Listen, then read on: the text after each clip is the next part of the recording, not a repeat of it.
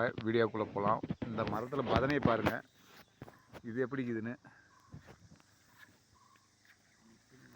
நெக்கினி மரம் பதனை, இது பாருங்கள் எப்படி இருக்குது.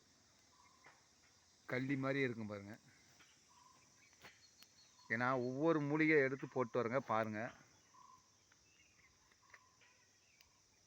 பக்கம் பிடிக்கிறேன் பாருங்கள் வீடியோ. இந்த பதனை பாருங்கள்.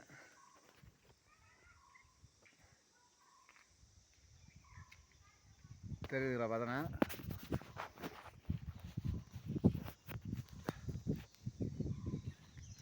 இந்த மரத்தில் பாருங்கள்.